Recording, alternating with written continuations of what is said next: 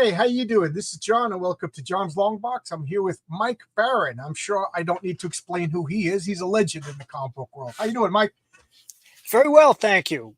I feel like I should be calling you Mr. Barron. Like I don't have the right to call you Mike yet.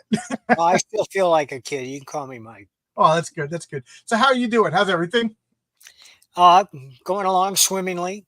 All right. Oh, cool, cool. You're not near Florida. You didn't get hit by the hurricane or anything, did you?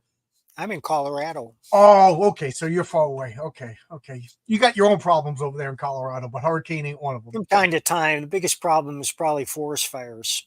Oh, I, I I've been reading that there's a big forest fire in Idaho right now, that or Montana. I forget that's not It's in making news. Montana. It's in Montana, and people think it was deliberately set. I've been hearing about that a lot, as opposed to California where it's just mistreatment and the whole state's on fire every year. Well, they found a few arsonists in California too. Nihilists, people who don't believe in the future, so whatever their purpose is. I think that deliberately setting a forest fire, you should consider capital punishment. Yeah, yeah, absolutely. Yeah, that's attempted murder as far as I'm concerned. You know, you know. Whatever. I mean, I think that uh, we have entered an age where personal responsibility is no longer the rule of the land, except for certain people that are out of favor with those who are in charge. But this whole country was founded on the basis of personal responsibility, and Absolutely.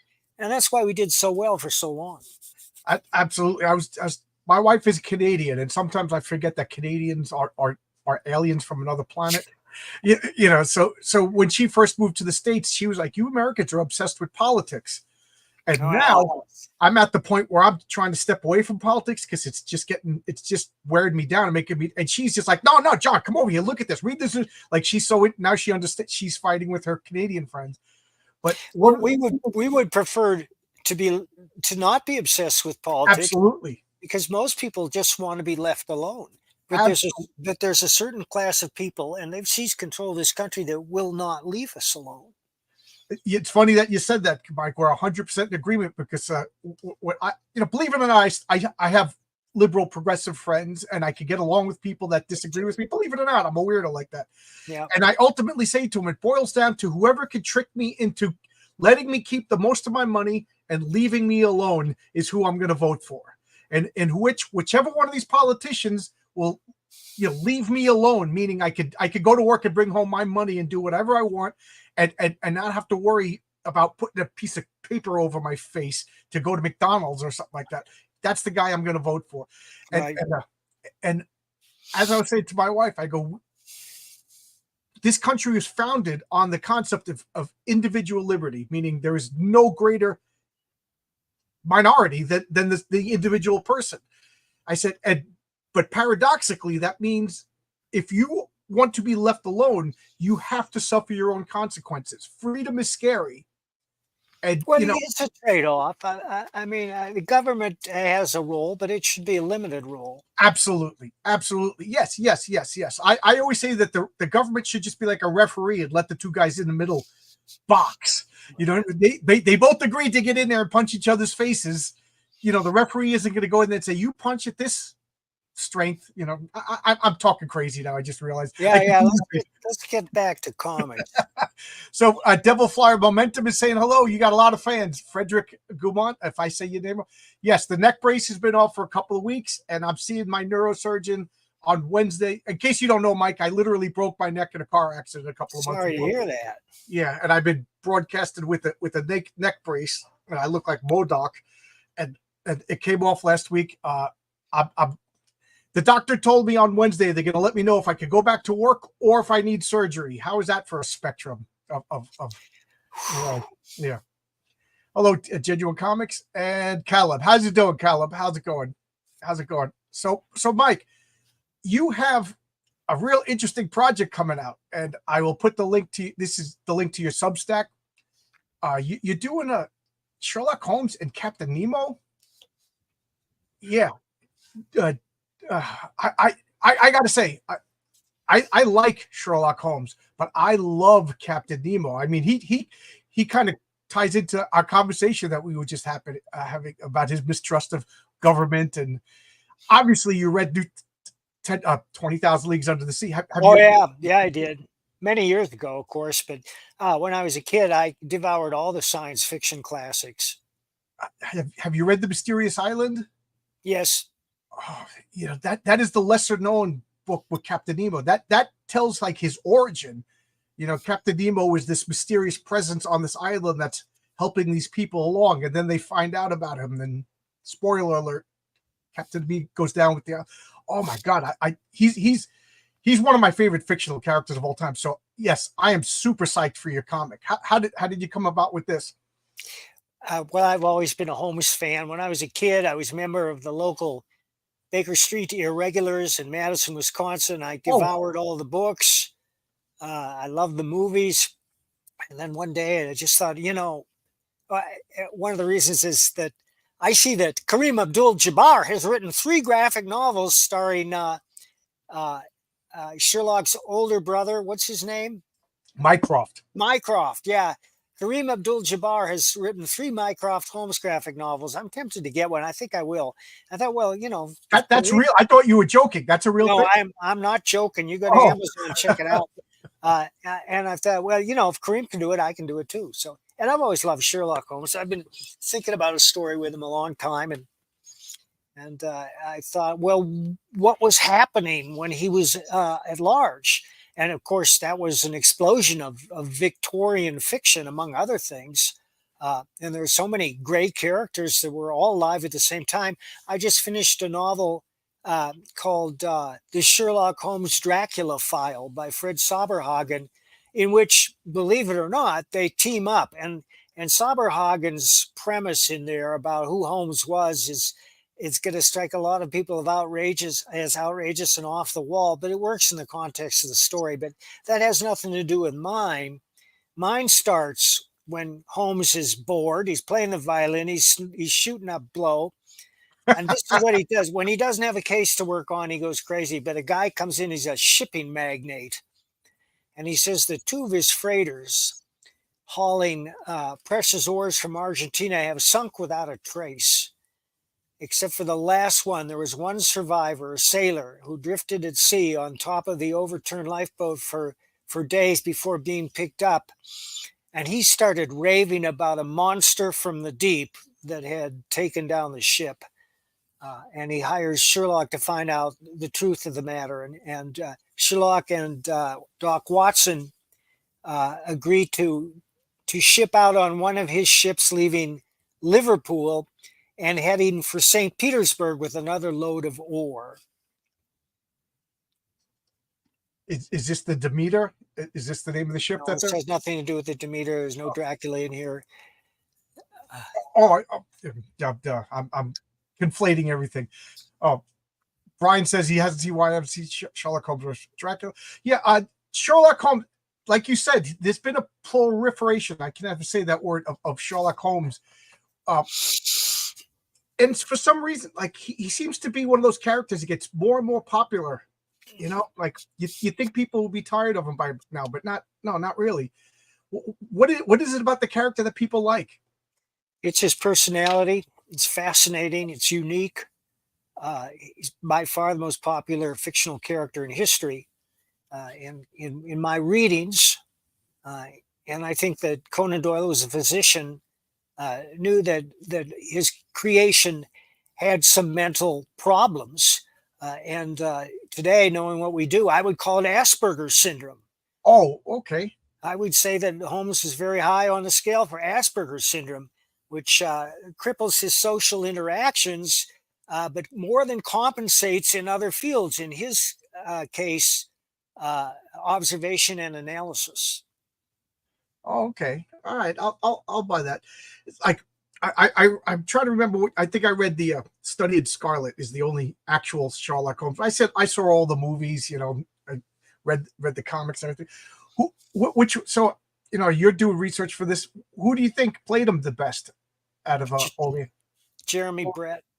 Okay. I should have. Because he played him as fanatic, a man possessed by the case, and it took over Jeremy Brett's life.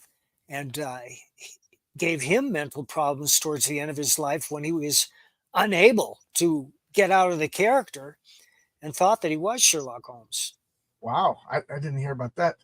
The, that's a whole other ball of wax of actors who get into a character so well that they get mental problems. Like this appropriate of nothing, but I've been reading about Jonathan Winters, about him, so much pressure of performing and stand up and improv and everything that he committed himself into an asylum, and nobody believed him when he was telling people. They thought he was goofing around, but whatever. Have you seen any of the Jeremy Brent Holmes? No, I haven't. No. They're readily available. You should watch them. When did they come out? What years are we talking? I think they were out in the 80s, maybe the early 90s on BBC. And then, of course, they rebooted Holmes with Benedict Cumberbatch. Yeah, that's the one. Yeah, he was very good too. I liked his interpretation a lot. And the third would be Basil Rathbone for me. Oh, I've seen the Basil Rathbone ones. I didn't see the ones that you mentioned. The Benedict Cumberbatch ones I really liked until it to me it almost became fantasy later on. Yeah, he jumped the shark toward the end there. By the way, they're coming back. I don't know if I'm interested in like the whole his Watson's wife was this chubby little woman, was the super spy and everything like that. I'm like, I don't buy it. I don't buy it. And then I'm not familiar enough. Did Sherlock have a sister, or is that an invention of that show? That's an invention, and I think those movies are awful. And Henry Cavill is an awful Sherlock Holmes. I don't know why they do it, but that's neither here nor there. But to get back to the graphic novel, there's a mysterious person on board the ship that they're going to St. Petersburg, who turns out to be Irene Adler, who's working undercover for the Tsar of Russia, because the Tsar is very concerned that somebody's going to hijack his shipment. And he's right, but it's not who you think it is. Oh, okay. So do you what year is this? Is it going to be set in? 1890. 1890. Okay. Yeah. Cool. I'm loving this. And is it? I was going to say real world, but we're talking about fictional characters. Is it set like? Is there fantasy magic or anything like that? Or there's no magic, but there's a surprise appearance that will blow everybody's mind. Yeah, because I got to get this, because first off, you're writing it. I've always been a fan of your writing. Second off, because Captain Nemo. So, could you tell us, how does Captain Nemo meet Sherlock, or is this a spoiler? Well, no, it's not a spoiler. I guess I can give this away, that Nemo sees the freighter headed towards St. Petersburg, and the equipment that they're transporting, the ore, is used in a weapon. So he attacks and sinks the ship. Right. And they survive. Of course, they get into a lifeboat, and then Nemo surfaces, just like he does in the original novel. A number of other sailors survive too. They get into their own boats and row toward shore. But he can see through the periscope and through the window that Sherlock Holmes and Dr. Watson and Irene Adler are not like the others. And so he picks them up and brings them on board. And they kind of hit it off, especially when Holmes sees his library. Yeah, I can see that. Two curmudgeons, like they start attracting each other. I remember in the book, why can't I remember the name of the character? Farragut or something? I forget the name, but of the Frenchman who's telling the story. He was captured by Nemo, and Nemo basically says, "This is how I get my crew. You're never leaving. You're like a prisoner here."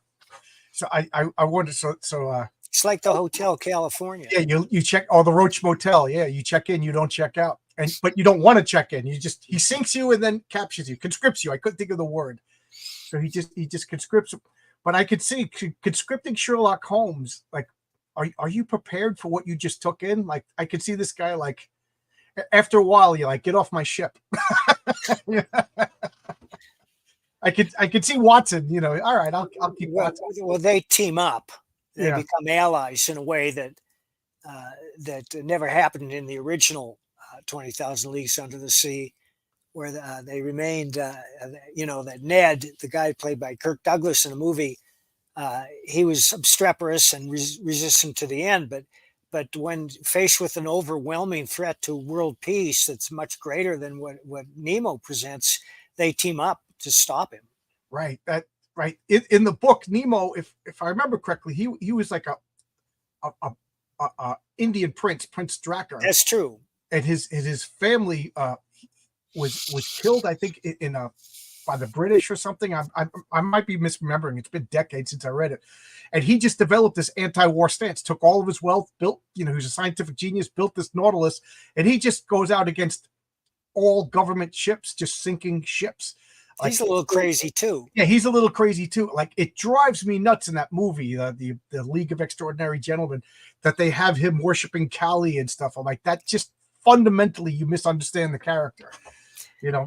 I may have seen it, but if I did, I forgot it. Yeah, good. That's something worth forgetting. It's because if for those of you who read the books, Nemo stripped himself of all nationalities, religions, and basically that's one of the reasons why we like him, tying into what we were talking about. He's the guy. Individual liberty is me.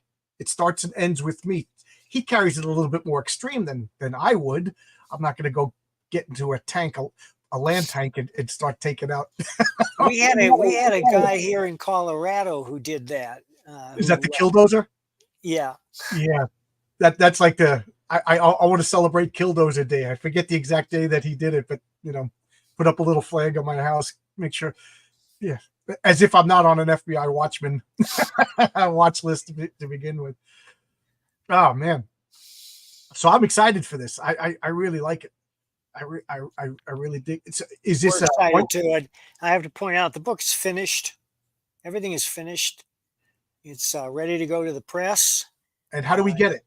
Well, we're going to launch the campaign by the end of the month. I just spoke with Chris today, and he's had a lot of things come up that prevented him from paying the attention to the campaign he usually does. But he won't sacrifice any of that. It's just been pushed back a little. And you should know that Chris is a professional videographer, and he's been running all over the state to catalog the damage done by the recent hurricanes. And that's one of the reasons he's been so busy. Yeah. So, so this is a crowdfunding. What platform are you going to be on? Do you know? We're going to start with Fund My Comic. Oh. And then we're going to go to Indiegogo and Kickstarter. Oh, good for you. Fund My. Is this your first time on Fund My Comic? Oh no, we've been on there for years now. Oh, good. My comic is on Fund My Comic, and the support that Luke Stone has been giving me when I mess everything in the world up. And then Luke Stone fixes it. I'm very loyal to Fund My Comic. I don't blame you. Luke's a good guy. He's a good guy. I called him up freaking out in the middle of his dinner, and he dropped everything and fixed it for me. And like I say to people, you can't get that from Kickstarter or Indiegogo. No, you can't even speak to a human being. Right. So I'm loyal. I'm loyal. I always, I'd rather have it awesome than fast. I got to agree. I mean. Yeah, Luke is the man. I agree. Ernest can't wait for this. So is this a one shot? Is this a series? Well, it's a self-contained story. Right. I think it's about 67 pages. But I am thinking about another one. It depends on how this one does. You meant Brian says he wants it good or he wants it fast. Richard Bonk is the rare artist who is both good and fast. And when you see this art, your mind will be blown. It seems that Richard has been waiting his whole life to draw steampunk. You know that page of the Nautilus surface or the Nautilus underwater? Yeah, I'll bring that up. You sent me that page. Yeah, I'll bring that up. I freaking love that page. Oh, there we go. I'll bring that up. Nobody needs to see our conversations about Mike telling me how wonderful I am. Mike's really a softie behind the camera. He's like, John, I miss you. But anyway, look at this. Look at that. Who's your colorist? I think Rob something. Jeez, let me look that up.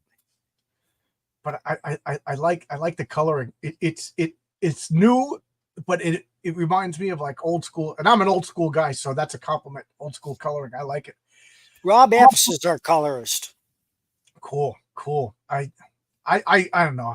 I love Captain Nemo. I can't wait. Captain Nemo.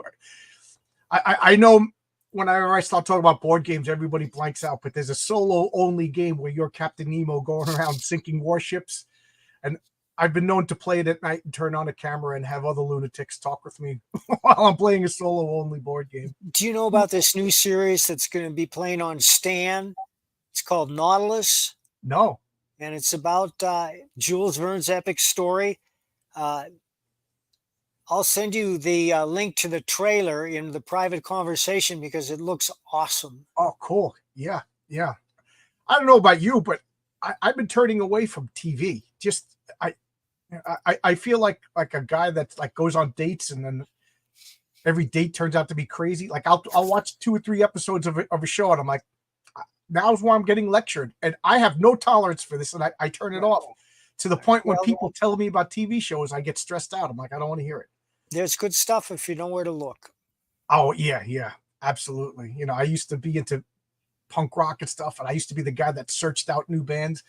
I don't have that energy anymore. Oh, okay. I'll put this link to what you just sent me in. If you want to play that trailer, people are going to freak out. You want me to play it? I'll play it. I'll play it. Okay, let me go to the private Not chat. that they need me to push their program, but I was impressed. Oh, I didn't mean for it to start right away. Yeah, sure. Let's play this trailer. All right, and to stage. I'm gonna make it big, and there we go. That no one has ever seen.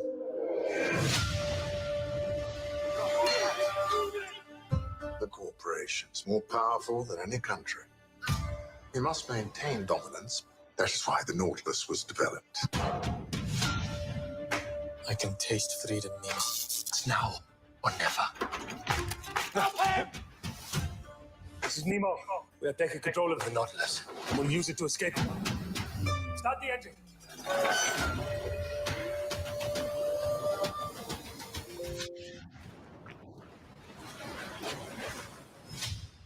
A submersible ship. She is mine. I want her back. If you're looking for someone to bring Nemo back in chase, I'm your man. I'm gonna burn the whole damn company to the ground. My name is Humility Lucas. This man is holding me against my will. When will I be free? If I had any choice in the matter, I would never set eyes on you again. Oh, utterly charming. This, Nemo, what did you make of him? He is a convict. He is a pirate. Stubborn, Brave. angry. Whatever else this Nemo is, he'll be dead soon. Tell me, where are they headed? The Northeast Passage. There are treasures there beyond the man's imagination. I have come a long way to rescue you. Did it ever occur to you that I don't need to be rescued? No. I'll see your hunt until the ends of the earth. You'll be hunting in the wrong place.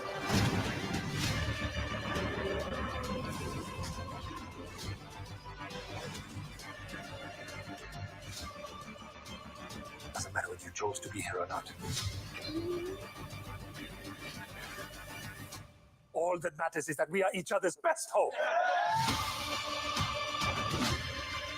This is going to be such fun. I can hear it breaking. Nothing is breaking. The ship is breaking. No, it's not. That does look awesome. And I you know, it's so funny. I'm waiting for people to be like, "Oh, it's woke. They made Captain Nemo an Indian guy." It's like, well, he was an Indian guy. They're actually getting it accurate. Oh, what's happening? Oh, I forgot to close out YouTube and it launched right into somebody else. Yeah, that looks good. Yeah, I don't even know what Stan is. That shows you how far away I am from like TV. I guess it's another streaming service, or is it something online? It's new. I just heard of it the other day, and I chanced upon that trailer because that's their first offering. But you know, I'm going to see that show one way or another. I get a bunch of streaming services. I don't get them all because you can't get them all. There's not that much good stuff, as you mentioned. But I continue to find good stuff on Netflix. And I'll name a couple series that I thought were terrific. One is The Last Kingdom. Oh, yes, I would watch that. That's on my list. It'll blow your mind. And the other one is Vikings Valhalla, which I thought was superbly done. and The Lincoln Lawyer. There's a new season dropping later this month. Those are based on Michael Connelly's novels, so I love that stuff.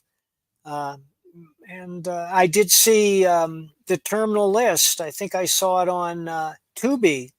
Okay. And of course, Terminal List is based on Jack Carr's best-selling novel about a group of special forces that are betrayed by their commander in Afghanistan, and how he's the only survivor.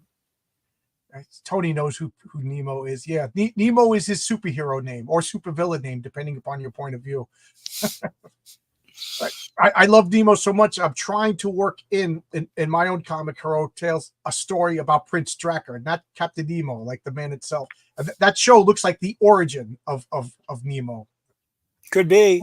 Yeah, that looks good. It looks good. Looks like they're taking liberties with it, but it looks good. Is the beard? Yeah, the beard will be back. I do have a couple of other things in the works. Sure. One is our novel Tenure that Blaine Pardo and I wrote, and I've posted links to the Amazon site on Twitter and Facebook.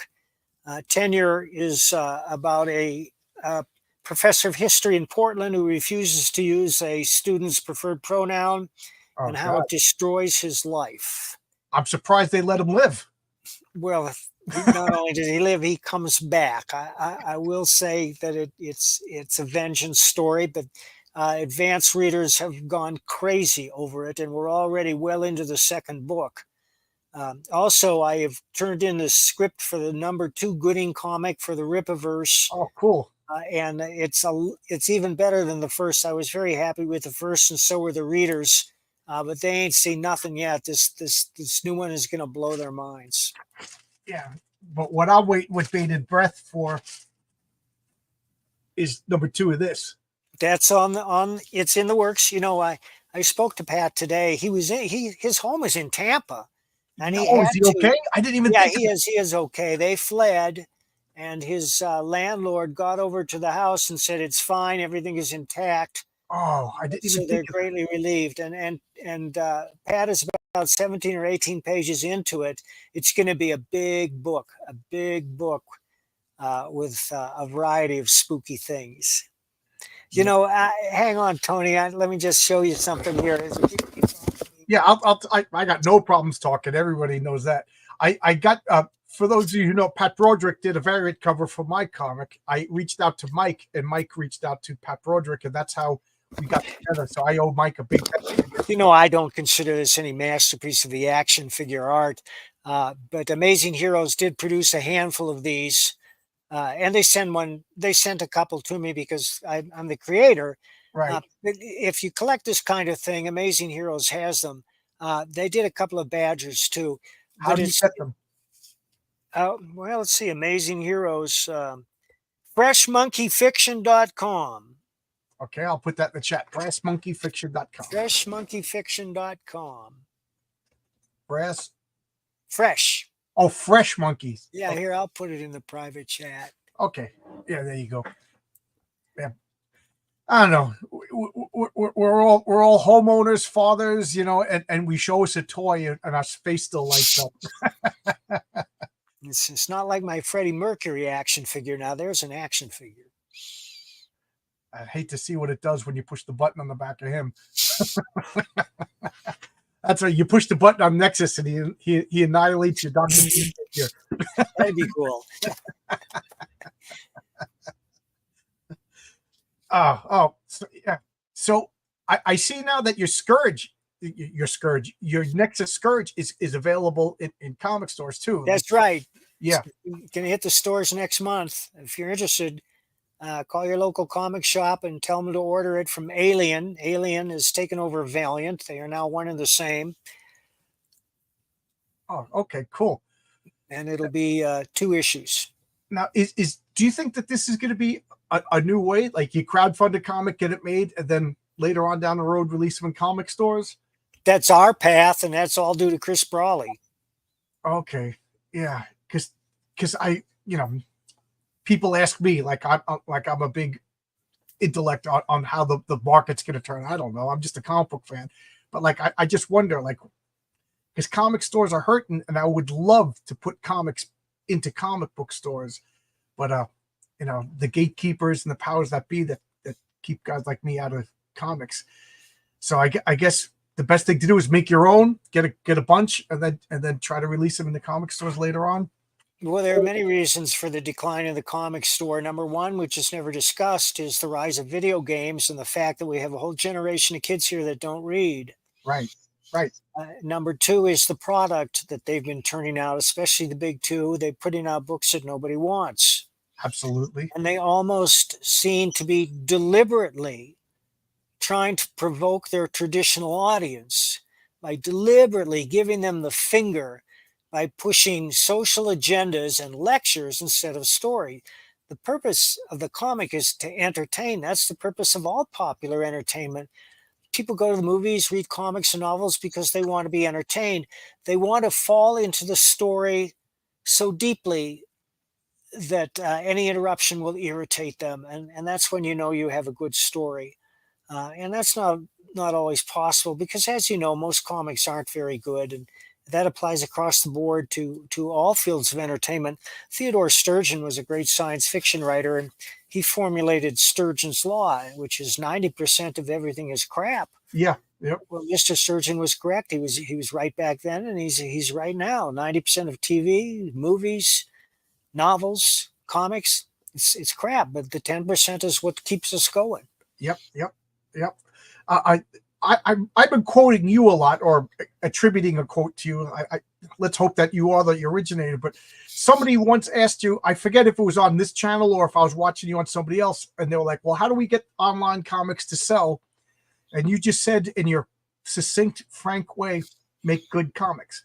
That's right. I believe that the story is the most important element in most popular entertainment, excluding jazz. People want to be excited by the story. And as you know, you can have a comic with great art and a so-so story. We've all bought them. I bought them for years because I loved the art. But in going back and reading them, I thought, oh, man, I liked this so much better when I didn't know what it said. Because comics that really grab you by the throat and drag you in are very few and far between. Yeah. To the point. I could almost, like, everybody says, "Oh, where were you the day Kennedy was assassinated?" or for my generation, where 9/11. I remember where I was when I read a comic book that was outstanding. I remember going to the store or these days going to the mailbox because it is such a rare event. But so again, now that I'm doing my YouTube channel, make a comic, they're like, "What are you going to do to save the comic books?" I was like, all I can do is try to make the best comic book I can. That's it. Everything else, nothing else matters. So I don't know. I see all these feuding and people fighting online in this I know, comic, it's and ridiculous. I just say, just shut up and support the guys you like. Jeez, I know. it gets me so aggravated. I teach a course on how to make comics, and I will be offering a seminar at Rocky Mountain Con next month down in Denver for those who are attending. It's not a big con. It's one of my favorite cons. I've been going for many years, and it'll have a lot of talent there. And I offer that to any convention that invites me as a guest. I don't go to that many conventions. I don't know if I'm going to be able to do it in San Antonio later this month. I'll be down there for Space Con. There will be a lot of great comic creators there. I'm going to be there because the Rippaverse is going to have a big presence, and I'm going to be part of the Rippaverse group. And if you're in the area, come on down. Tony, oh man, I just realized that I could go sit and have a class on how to make comics by Mike Barron. Yeah. Can you do it in New York and Suffolk, like in my neighborhood? I would love to. I'd love to get an invite to the Northeast. I haven't been to a con there in years, with the exception of a couple of years ago. I went to a con that was being hosted by an old friend of mine from Madison. This is the Beasties Comic Opera. He's floating this rock opera that he wrote. Hang on a second. You got it. Gary Summers. This is a funny story. Years ago, I'll bring this question up again later. yeah, when I was I've been writing about music all my life just to get free records. And there's a whole story there too. But when I was living in Madison in the 80s, Gary used to publish this newspaper called the Mad City Music Sheet. It would come out once a month, and it had news about all the local bands and what was going on. I just ate it up. I had record reviews and everything. And then, of course, a whole bunch of shit happened, and I ended up in Colorado, and this is decades later, and I see that I'm friends with a Gary Summers on Facebook. So I write him. I say, Gary, are you the guy that used to put out the Mad City Music Sheet? And he said, I sure am. What are you doing these days? And I said, I'm writing comic books. What are you doing? And he says, I'm putting on comic conventions. So Gary invited me out, and I was at a convention in Boxborough, Massachusetts, which is in the middle of nowhere, a couple of years ago. It was a lot of fun, though. I mean, it was 40 miles outside of Boston, but Boxborough is nothing but a convention center. It's a self-enclosed hotel and venue with convention rooms. I had a lot of fun there. I met some good people, and I wouldn't be adverse to going back. I probably will. It's probably too late for this year, but next year sometime, I don't know. Do you enjoy going to conventions and pressing the flesh and meeting fans? I love seeing my fans. But when a convention gets too crowded, it gives me the heebie-jeebies. Like at Denver this year, the Denver Pop Culture Con is what they call it now, and we were down there, and it was one of those scenes where you had like 20,000 people on the floor, and so getting anywhere was a challenge. And if you fainted, you wouldn't fall down. The press of flesh would just keep you up. And I noticed you said they call it the Pop Culture Fan, not a Comic-Con anymore. Well, right, because a lot of the guests are the voice of Leonardo the Turtle, and a lot of actors that have been in lesser known roles, but are fan favorites. I was also at Colorado Springs Comic-Con in August, and every time I go, I meet a different celebrity. And this time was Ernie Hudson. I ran into Ernie Hudson in the lunchroom. He's a great guy. We chatted. Ernie Hudson doesn't get older. The guy's like 76 years old. He could still crush you, and he still looks like he's 35. That's right. Yeah. And last year I met Dean Cain. Oh, cool. How is he? He seems like a likable guy. There's very few. Great guy. Yeah. Very few. My wife and I used to go to New York City Comic-Con every year. We just stopped going. It was just too crowded, and it was less and less about comics. The year after we stopped going, Marvel didn't even put up a booth anymore. So it's like, and my niece, who never read a comic book in her life, was like, Uncle John, I'm going to New York Comic-Con. She's dressing up as Harley Quinn and gonna walk around. I'm like, oh, you gonna buy any comic books? And she's like, comic books? So I always want to grab the PA and say, will all Harley Quinns and Deadpools please report to the front lobby? Yeah, I know. I had a big birthday party where I rented a hotel rooms, and played board games with all my friends. I'm that kind of nerd. And one of my buddies showed up with his new girlfriend, and she had a Harley Quinn t-shirt. And right then and there, I was just like, I don't like Harley Quinn anymore. She's the character that people who aren't into, like, if you're a guy and you're not into comic books, it's Deadpool. If you're a girl and you're not into comic books, it's Harley Quinn. No offense. I know guys don't unsubscribe. It's a generality. I know there's exceptions to and we are the exceptions. Don't hate me. You know about this movie, right? Harley Quinn and the Joker. Oh yes. I haven't seen it. Everybody's shitting all over it. Yeah. I saw a clip. And I don't know if it's edited or taken out of context, where what's his name? Joaquin Phoenix. Joaquin Closet. Yeah, Joaquin Closet. Where he says the movie is horrible. So again, I don't know if it's taken. Apparently they showed the movie and he looked visibly upset, and he goes to Lady Gaga. He goes, that was horrible. But then again, I don't believe anything. Even if it's stuff I want to agree with.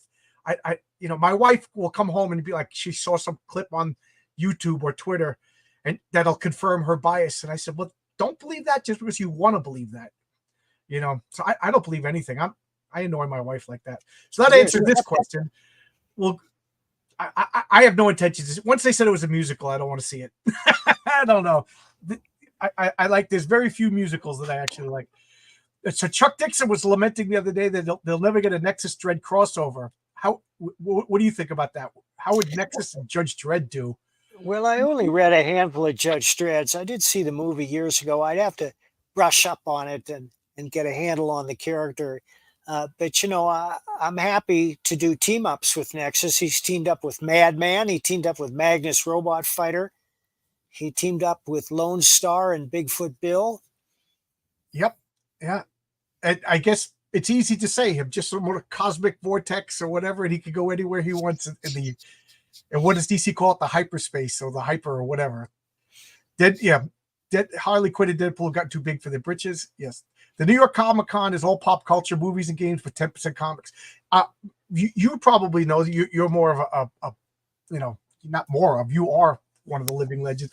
But I was talking to a couple of vendors the last time I went to New York Comic Con, and they were pissed. They were saying that they were spending all this money for a table, and people are walking by like, they all got manga under their arm. They're all buying. But the guys who spent, I don't know how much it cost for a table, but one guy was just like, I was actually looking through comics, and he was just like, "Thank God, there's actually a comic book fan here." Yeah. Do you see that? Like, because you go to cons, do the vendors complain? I heard that they were going to stage. I don't hear them complaining, but I don't ask them about that. I don't want to go up and say how's business, and they're going to say, yeah. Give me I stumbled upon it. Yeah. Greetings from Raleigh, North Carolina. How you doing? Greetings from New Zealand. Yet another guest. I love Badger. It's groundbreaking. Kung Fu Demon. It's two horrible lines like that will stay with me forever. ARRTNZ. What issue is that from? Can you give me the number? He knows. This guy knows his comics. I remember writing that, and you just reminded me of it. And yeah, that is a great line. Great dancing Kung Fu Demon. It's too horrible to contemplate. Do you ever go back and look at some of your old comics and be like, damn, this is good, or damn, what was I thinking? I would have changed this? Only when I'm looking for books for people who want them. We have an exciting new artist who's going to be working on the Badger graphic novel. I can't tell you who it is, and that graphic novel is at least a year in the future. But he was unfamiliar with the character, so I've been putting together a package for him. Okay. I know last time you were on my channel, I was telling you the comic book store that I worked at for years. My buddy Larry owned the store, and everybody used to come Larry? Everybody used to point at him and call him Larry. He was just like this freaking Badger comic. They call me Larry. Every other person contacts me, says, "Isn't that right, Larry?" Yeah, to the point where like, yeah, it's funny, okay. But at the time, he was just like, we were like, wear a shirt, get a Badger shirt. I just go with it, man.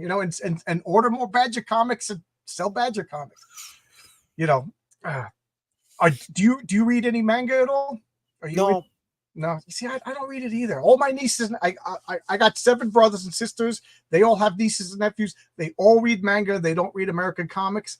And we go to parties, Thanksgivings, and they all want to talk about nerd stuff. But I still listen to them talk about Punch Man and My Hero Academia. Well, the aesthetic is so different because those of us who like traditional comics like intricate art, and we like the aesthetic that's revealed by individual artists. I don't know if you're like me, but if you are, you can look at a page of art, especially an original, and know instantly who drew it. That's a Mike Mignola page. That's a Paul Gulacy page. That's a Barry Windsor Smith page. Yeah. I know other people are going to get mad at me for saying this after I talk crap about Deadpool, but I look at manga and it all looks the same to me. The art, it looks good, and the few that I have read were excellent. But it's you can't teach an old dog new tricks.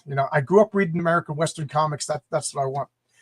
Mike's Total Dragon Channel says he loves your Flash run. Thank you for your contributions. Thanks, Mike.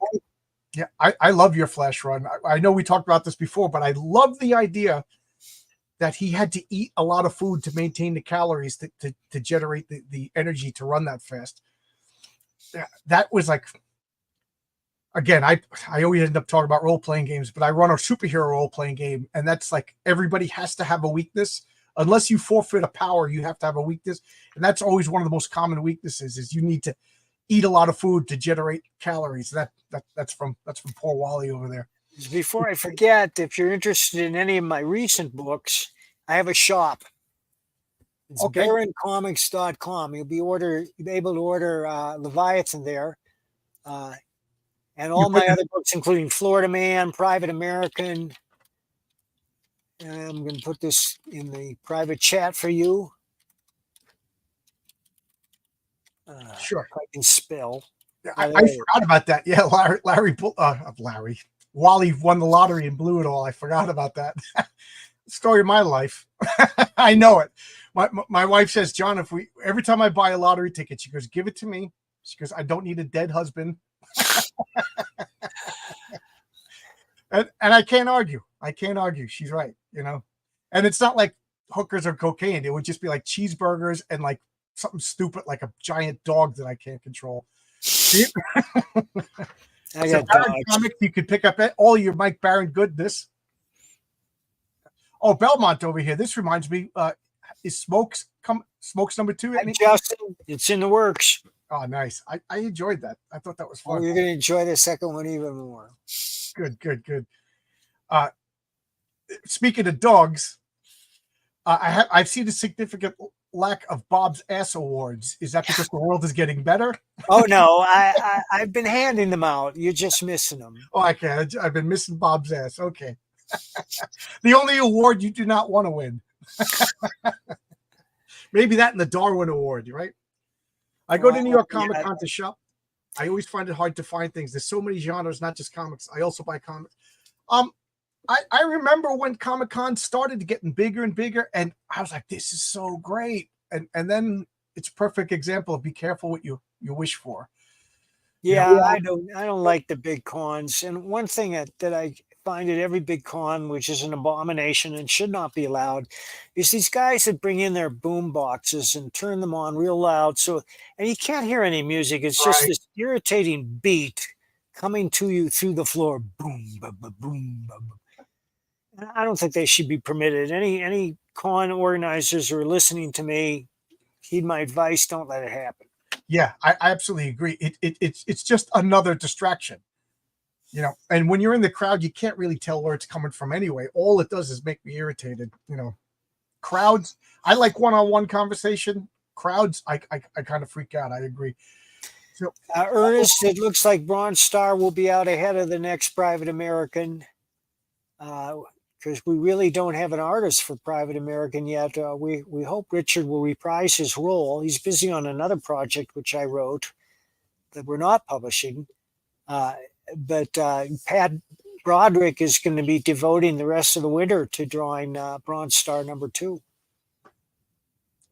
Any chance of a Nexus Badger omnibus? There's a good chance of a Nexus omnibus edition.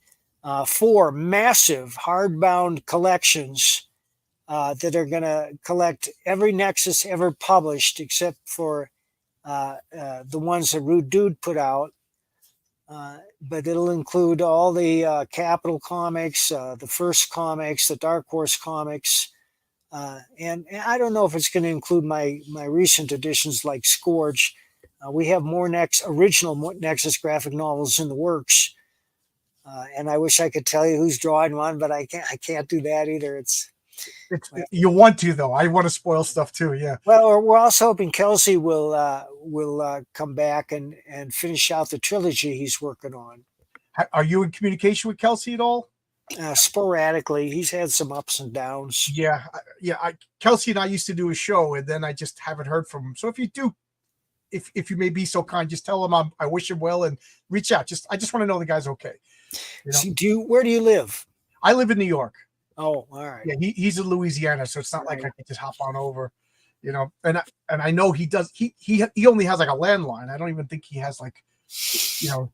I joke around, say that Kelsey lives in the swamp, and someday he will emerge with like muck all over him to you know. But I really enjoyed. We did a show called Two Beards, One Comic, where we talked about comics that he hasn't read. And I just enjoyed interacting with him. He's a great guy. So I just would like to make sure he's okay. A Phantom Outsider said, first big Comic Con I went to was by Creation Conventions in the old condemned Omni Hotel. You know, the first I went to was I was like 14 years old. I went to the Penn Plaza in New York, and I met John Byrne. And contrary to popular belief, he was very nice. He didn't beat me up like I hear. John Byrne was mean stories. Him and Walt Simonson. They were like the two nicest guys. Walt's a real sweetheart. Yeah. Oh, there was a guy with electric guitar on his amp. He walked around playing and promoting his book. Well, I commend you for hustling, buddy, but I'm not buying your book because you're aggravating me. That's irritating. The New York Comic Con, yeah. Artist Alley in the basement is the best place for you used to sit at the booth and the people walking by, and my little brother and I used to call that the human zoo. You know, just like, hey, look, I see a wild Mike Barron. Hey, look, there's a Kelsey Shannon over there. I remember what's his name? Not Major Nelson, Major Healy from I Dream of Jeannie. Why can't I think of his name? But he was sitting at a booth at a Comic Con and just facing away from the audience, and nobody was going to his booth, and I just felt so bad to the guy. So I went over and talked to him, and he's like, "Do you want to buy an autographed Genie bottle?" I'm like, "No, I just want to." But is there like a weird feeling ever of being like on display? Well, not really. I mean, there are real slow periods where you can't sell anything, but that happens to everybody.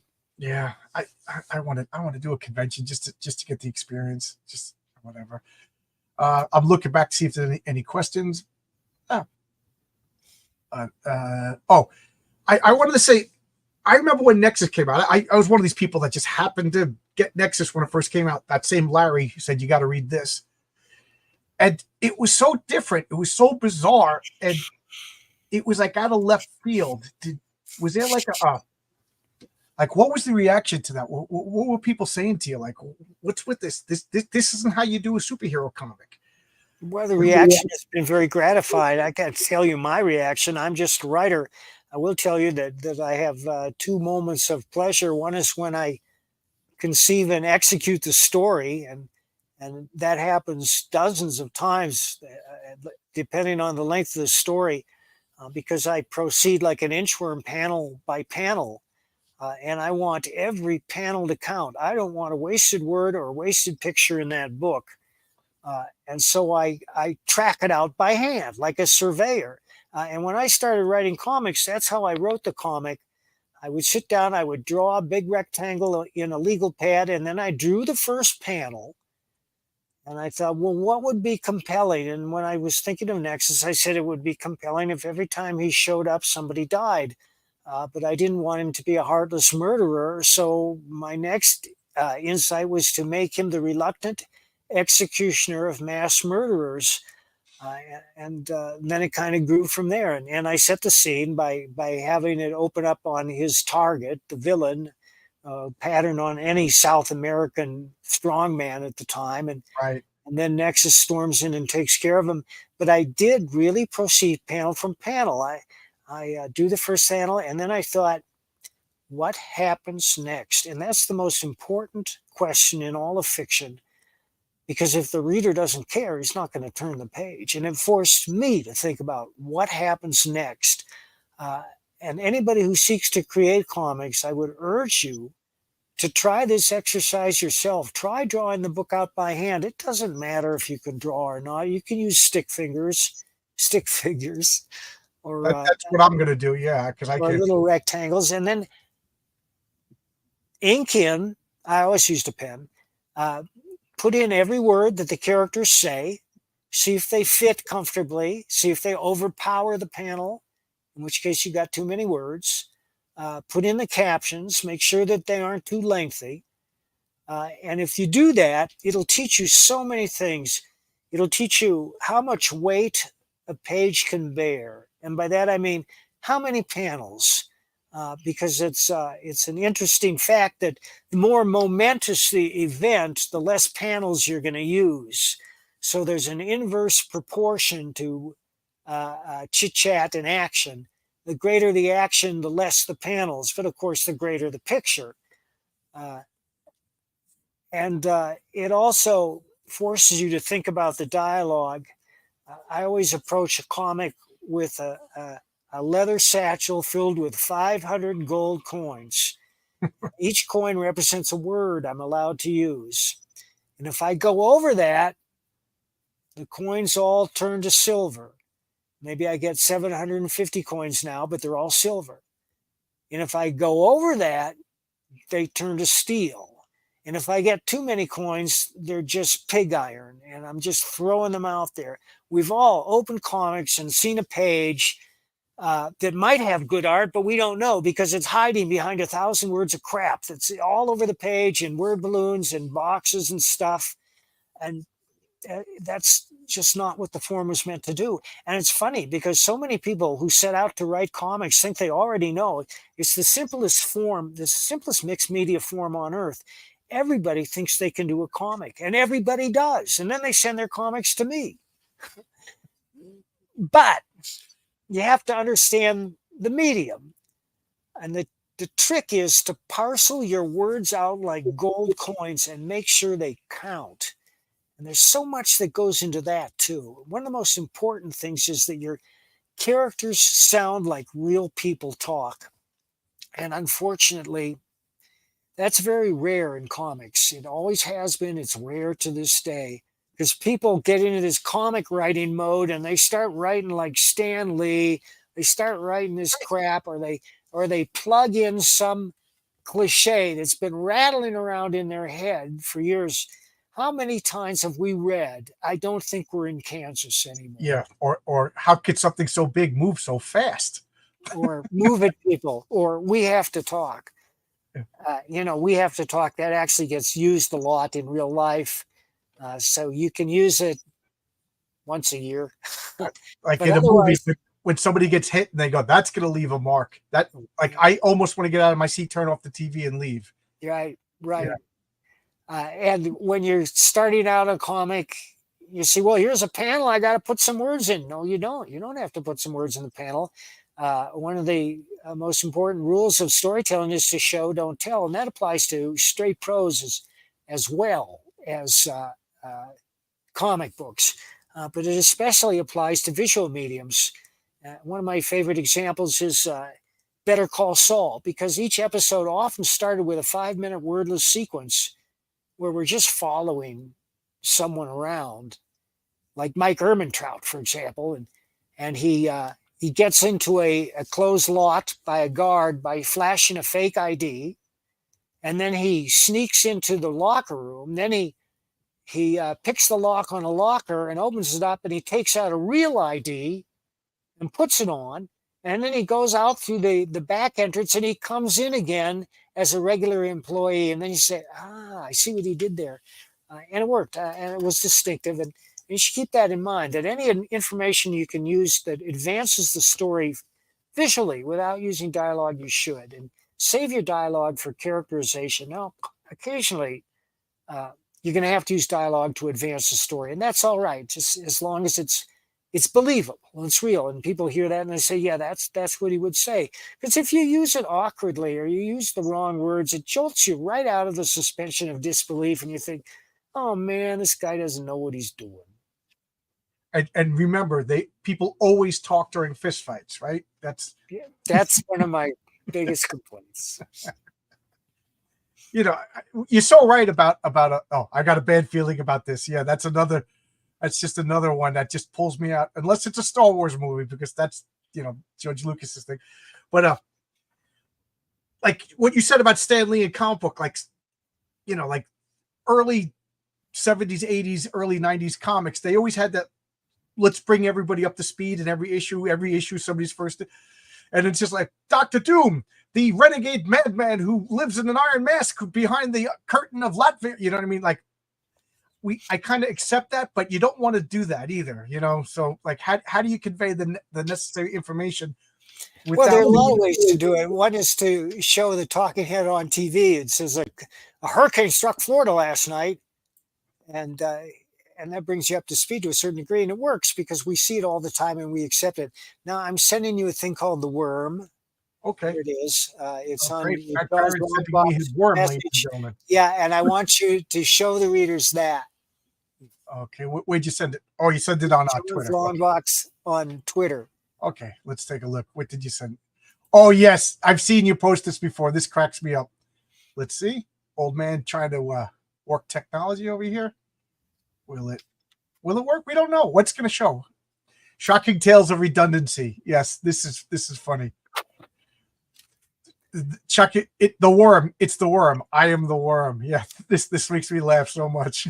The only thing they could have done to make it better would be to call it the worm. Yeah, shocking tales of the worm. But yeah, redundancy, so you get the joke. That's pretty funny. Let's see. Everybody, so many comments all of a sudden. John, that's who you need as a lawyer, Saul Goodman. I love Breaking Bad, but I didn't watch the Better Call Saul. People saying it's even better. I gotta check. So. Yeah, it's great. I gotta check it out. Like I said, I'm once bitten, twice shy as far as TVs go. Like so many times I'd be in the middle of a show, I'm really enjoying it, and then the lecture happens, or the black woman in ancient Viking times who just happens to be the Earl or something. And I'm sorry, just like I don't want to see the white Irish guy with the red hair as a tribal master in ancient Timbuktu either. You know what I mean? Your chances of that are slim. Right. The chances of that are absolutely slim. You're right about that. Yeah.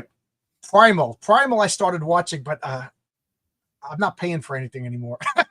I did start to watch Primal. I think I may still have it on Netflix. I'll check it out. I might watch that. But right now I'm absorbed in Justified City Primeval, which is a reboot of the Justified show, and it's great. Oh, good. You're a big fan of Westerns, right? Oh, yeah. Yeah. I grew up watching Westerns with my dad, and I didn't realize how much I missed them until I started watching them on my own. I'm like, oh, me and my dad used to watch this, The good thing is there's still a lot of Westerns we've never seen. Oh, yeah. I don't know if you listen, but every Wednesday Chuck Dixon does Ask Chuck Dixon, and he talks about Western. I call that the $20 show because every Wednesday I spend $20 on something that Chuck Dixon recommended. He's such a good recommendation. We've been talking for an hour, and I know you like to keep things brief. So do you want to just tell us about Florida Man before you get going? We're working on a new Florida Man book right now. It's going to be 3 separate stories, each one funnier than the next. And I think that the one that starts it off, Wacky World, is the funniest comic book script ever written. Not the funniest script I've written, the funniest comic book script ever written. You guys are going to howl. And what happens is that Gary and his friends, including the lawyer, Habib Rodriguez, and Crystal, of course, go to visit Wacky World, which is my version of Disneyland in Orlando. And what happens there shouldn't happen to a dog. What I like about Florida Man is it's actually funny. Everybody here, with the exception of Mad Magazine, comic books aren't really that funny. You know what I mean? So, and I'm not a big fan of just parody, like instead of the Flash, use the Mash. Okay. I see what you did there. But Florida Man is funny because it comes from the situations rather than. Yeah. And guys, there are 2 Florida Man graphic novels available on my website. The first one outlines the origins of the black dildo. You're going to have to read it to see it, to believe it. You won't believe it. It contains the single most shocking page ever put in a comic book, drawn by Vail Myerick, my pal Vail. And the second one, which is even funnier, Florida Man versus Hogzilla. Let me show you. I happen to have a copy right here. It's got a cover by Pat Broderick. I love that cover. I'm such a fanboy of Pat Broderick. I love that. Yeah. I tell you, I got to meet Pat at that cigar party at Graham Nolan's in New Jersey. It was like meeting like the coolest guy from the West. He had his cowboy hat on, and I was like, oh man, he's just as cool in real life. Was that this year? Yeah, it was this summer. I think the beginning of July or June. It was before my car accident, so I drove up there. So I haven't driven since then. I'm turning into a horse. I'm scared to drive now. But I guess we'll close down now. This has been an hour. Then, man, this was a lot of fun, man. You made it so quick. Thank you, John. Anything that I failed to bring up that you want to bring up, or anything you want to say in closing? No, but we'll do this again, and I'll mention it then. Okay, and we'll see you again when your comic launches. That's All right. I'm a big fan. I love your work. I can't believe that I'm sitting at Chit Chat with Mike Baron. It's a dream come true. Thanks a lot, everybody. Thanks, guys. Bye bye.